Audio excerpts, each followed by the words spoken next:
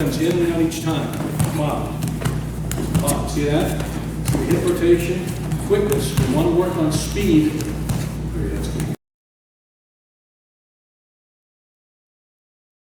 Everybody, Steve Scott here, and from time to time, in fact, quite often, I get really great questions from people who watch my videos as well as people on the mat. So I'd like to delve into them and start a little series here on a Q&A type series, and I'll try to be as brief as I can in my answers. You know me, I'm kind of long-winded. So here we go. The first question I get quite a bit sent into me is, do you recommend Uchikomi training, and do you practice a lot of Uchikomi in your club? And the answer is yes, I recommend Uchikomi training. And the second part of the question was, do you do a lot of it? We keep it balanced. We do a lot of throws, we do a lot of full throws, and we do a lot of Uchikomi movements. We do a lot of moving Uchikomi. And that's what I recommend your Uchikomi primarily to be, is more in a moving, realistic situation. And again, you know, with levels of cooperation to your partner, he just moves in and you work it, nice moving, skillful technique, because really the movement is part of the throw. So by putting the movement in a moving Uchikomi situation, you're doing everything but the full throw. It really is beneficial to teach a real functional, practical way of doing a throwing technique. However, static or non-moving Uchikomi is a really good drill to do as well.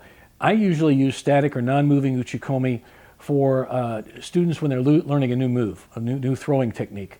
And what that'll do is help them reinforce, teach and reinforce skills and how to like turn the body, turn the shoulder, turn the hips, the head, you know, proper pulling, surikomi action. All these things you can really teach somebody in a nice static Uchikomi. However, sometimes, once in a while, we will do static or non-moving Uchikomi with the more advanced athletes on my mat, whether they be competitive athletes or even recreational athletes. They're very good for you know, speed training when we want to get good hip rotation. So you might want to use static Uchikomi, how I use it anyway, or non-moving Uchikomi, and focusing on things you want to correct and make better. And you can really focus in on that. Now the moving Uchikomi is what we generally do. We do a lot of Uchikomi drills. We combine a lot of our Uchikomi drills with throwing drills, like we may do, I may have my partner and move him down the mat, you know, do like 8 or 10 Uchikomi, and then after number 10 or whatever, when I get to the crash pads that may be on the other end of the mat, I'll do a full throw, and we'll come back and he'll do the same to me. And we'll do them in different movement patterns, maybe straight line, pushing, pulling, taisabaki movement, you know, side movement.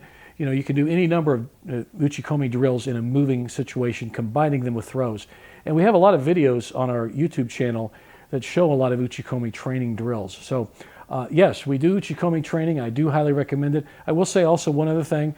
There is a difference, at least in my mind as a coach, between Uchikomi and Butsukari. A lot of people will do Butsukari, which is the fast footwork, you know, chest touching, you know, a lot of like quick pulling exercises. They'll call it Uchikomi. And, you know, I kind of classify that as more of a partial movement for more pulling action, foot speed drills. That's a Butsukari. We have videos on explaining the difference between Butsukari and a full Uchikomi. And the full Uchikomi is when you get for coming in, the full body rotation, hip rotation, because you really want to get that, especially if you're doing a sport judo or sambo for that matter, because the referee is looking for how much good hip rotation and body rotation you have when you're applying your technique.